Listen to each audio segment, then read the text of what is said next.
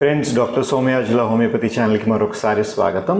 ఈరోజు నైట్ షిఫ్ట్లో పనిచేసే వాళ్ళు ఎటువంటి జాగ్రత్తలు తీసుకుంటే వాళ్ళకు వచ్చే కంప్లైంట్స్ కొంచెం తగ్గే అవకాశం ఉంటుంది అనే టాపిక్ పైన మాట్లాడదాం. ఎందుకంటే సైంటిఫికలీ ప్రూవెన్ ఫ్యాక్ట్ అనమాట. నైట్ షిఫ్ట్స్ రెగ్యులర్గా చేసే వాళ్ళకి కొన్ని రకాలైన కండిషన్స్ లైక్ డయాబెటీస్ అని, ఒబెసిటీ అని, హార్ట్ కండిషన్స్ అని ఇలాంటివి వచ్చే ఛాన్సెస్ బాగా ఎక్కువగా ఉంటున్నాయి. డిప్రెషన్ లాంటి కండిషన్స్ వచ్చే ఛాన్సెస్ ఎక్కువ ఉంటున్నాయని ప్రూవ్ అయిన ఫ్యాక్ట్. అలా జరగకుండా ఉండాలంటే ఏం జాగ్రత్తలు తీసుకోవాలి? 3 ఇంపార్టెంట్ ఇష్యూస్ అండి ఎప్పుడైనా. ఒకటి ఫుడ్, రెండోది నిద్ర స్లీప్, మూడోది ఎక్సర్సైజ్. సో వీటి గురించి మనం షార్ట్గా సింపుల్గా అర్థమయ్యే లాంగ్వేజ్లో చెప్పుకుందాం. ఫుడ్ అనేది చాలామంది చేసే పొరపాటు ఎక్కడ వస్తుంది అని అంటే, వాళ్ళు ఇంట్లో వాళ్ళు ఏ టైంకి భోజనం చేస్తున్నారో, చిన్నప్పుడు ఏదైతే టైమింగ్ అలవాటు అయి ఉందో దాన్నే ఫాలో చేయడానికి నైట్ షిఫ్ట్ వాళ్ళు కూడా ప్రయత్నం చేశారనుకోండి, అది బ్లండర్. అలా చేస్తే గ్యారంటీగా హెల్త్ కండిషన్స్ డెవలప్ అవుతాయి. మరి ఏం చేయాలి? ఒక ఉదాహరణ తీసుకుందాం. నా ఫ్రెండ్ రాంబాబు ఉన్నాడండి. అతను నైట్ షిఫ్ట్ వర్కర్. ఆఫీస్ అనేది సాయంకాలం 7 o'clockకి స్టార్ట్ అవుతుంది.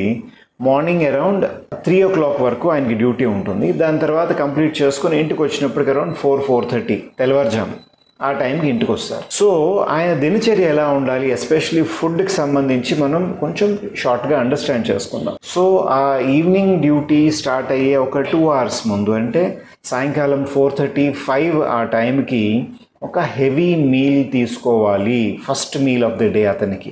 అంటే మన లాంగ్వేజ్లో చెప్పాలి అని అంటే లంచ్లా తినేసేయాలి శుభ్రంగా. హెవీ మీల్ ఎందుకు చెప్తున్నాను అని అంటే, న్యాచురల్గా మన బాడీకి కొన్ని టెండెన్సీస్ ఉంటాయి. ఎవరికైనా సరే డే టైంలోనే డైజెస్టివ్ హార్మోన్స్ ఎక్కువగా ప్రొడ్యూస్ అవుతాయి నైట్ టైంతో కంపారిజన్లోనే. సో ఈవినింగ్ 4-5 ఆ టైం అనేది ఇంకా డే టైంలోనే ఉంటుంది. రిలేటివ్గా కొంచెం బెటర్ ఎంజైమ్ సెక్రీషన్ ఉంటుంది. అందుకని ఆ టైంలోనే ఒక హెవీ మీల్ అనేది తీసుకోవాలి. శుభ్రంగా కూర అన్నం, పప్పు అన్నం, మజ్జిగన్నం అన్నీ కలిపి. ఆ మీల్ అయిపోయిన 1-2 hours తర్వాత ఆయన ఆఫీస్కి 7 o'clock వెళ్ళిపోతారు కదా. 7కి వెళ్తున్నప్పుడు చిన్న బాక్స్ పట్టుకెళ్ళిపోవాలి. ఈవినింగ్ 5 o'clockకి ఆయన లంచ్ చేశారు కదా, అక్కడికి ఒక 4 hours 5 hours తర్వాత అనమాట. అంటే రాత్రి అరౌండ్ 10-11 ఆ టైంకి ఆ బాక్స్ పట్టుకెళ్ళారు కదా, దాంట్లో ఒక 2 ఇడ్లీలు కానీ, ఒక దోశ కానీ, లేదు ఇంకా బెటర్ కొంచెం స్ప్రౌట్స్ అని, ఫ్రూట్స్ అని ఇవన్నీ పెట్టుకుని ఆ టైంలో సాయంకాలం ఒక లైట్ మీల్ అనేది తీసుకోవాలి. దాంతోపాటు మజ్జిగ అనేది శుభ్రంగా తీసుకోవచ్చు. అక్కడికి మళ్ళీ షిఫ్ట్ అయిపోయిన తర్వాత ఇంటికి వస్తారు చూసారా, 3:30-4 ఆ టైంకి ఇంటికి వస్తా అన్నారు కదా. ఇంటికి వచ్చిన తర్వాత నార్మల్గా అయినా సరే ఆఫీస్కి వెళ్ళిన వాళ్ళు డే టైంలో ఏం చేస్తారు, ఆఫీస్ నుంచి వచ్చి స్నానం అది చేసిన తర్వాత కదా భోజనం చేస్తారు. వీళ్ళని కూడా అదే చేయమంటాను. Second heavy meal of the day ఏదైతే ఉందో అది మార్నింగ్ అరౌండ్ 5-6 ఆ టైంకి, అప్పుడు హెవీ మీల్ అనమాట. మళ్ళీ చపాతీలో, రైసో మీరు ఏం తినాలనుకుంటున్నారో ఆ టైంకి కూర పప్పు అన్నీ వేసుకుని తినండి. డే టైంలో ఎక్కువగా ప్రొడ్యూస్ అయ్యే ఎంజైమ్స్ వల్ల వాళ్ళకి డైజెస్టివ్ కంప్లైంట్స్ అవి రాకుండా సేవ్ అవుతారు. దీంతో పాటు అతి ప్రధానమైన ఇన్స్ట్రక్షన్ ఎప్పుడైనా ఏంటి అని అంటే, ఇదే అలవాటుని వాళ్ళు హాలిడే రోజు కూడా ఫాలో చేయాలి.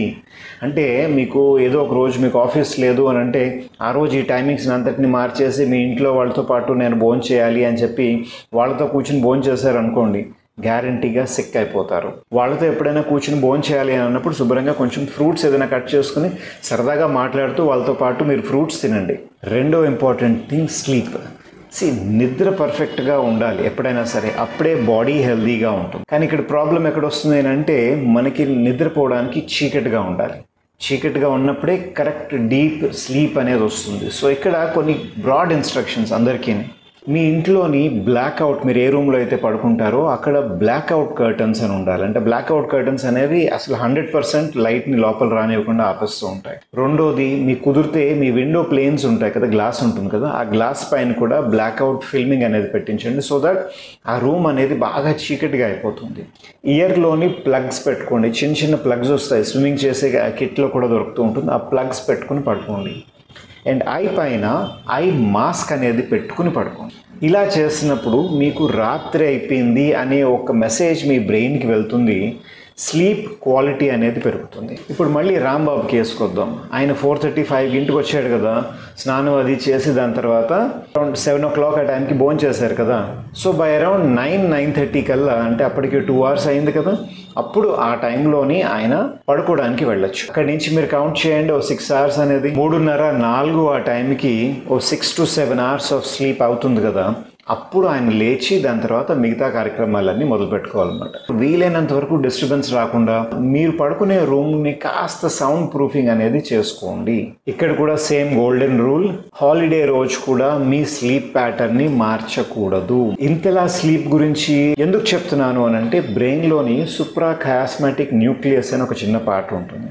అది కళ్ళ పైన పడే లైట్ అది ఏదైతే ఉన్నదో దీన్ని బట్టి డిసైడ్ చేస్తుంది అనమాట, ఇప్పుడు పొగలు అవుతున్నదా లేదా రాత్రి అవుతున్నదా అని చెప్పి.